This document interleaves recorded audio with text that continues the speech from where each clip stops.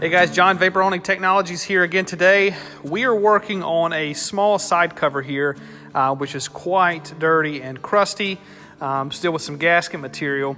What we've done, you can see on the right side here, is we've actually put this in the vapor honing system. This took us less than a minute to clean this part up. And you can see what we're gonna do is we're gonna show you the difference between this and dry glass beading.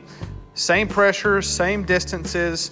I'm going to show you what you can and cannot do with dry versus wet. Wet obviously washes away all of this crud and mess. You don't have to try to pre-do this before you put it in the cabinet, nor does it have to be dry. So we were at a major advantage here on this crusty part.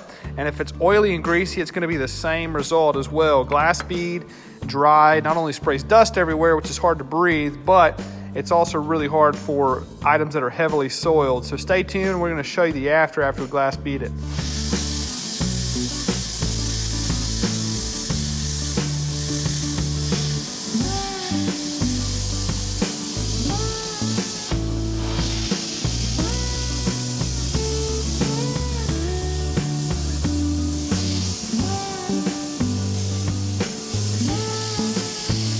So we have just dry glass beaded the part. We wet blast the part here first in the vapor hone system, and then over here we were doing the dry glass bead at the same pressure.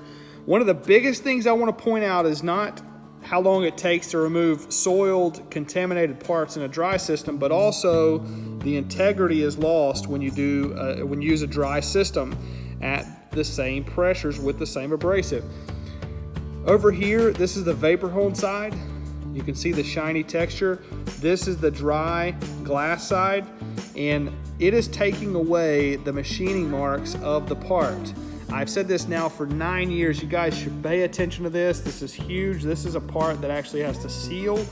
You're removing material from the part, and you're gonna be rolling edges more than in the vapor hone. If you guys have questions on this application, give us a call or shoot us an email. We can help. Thanks for watching.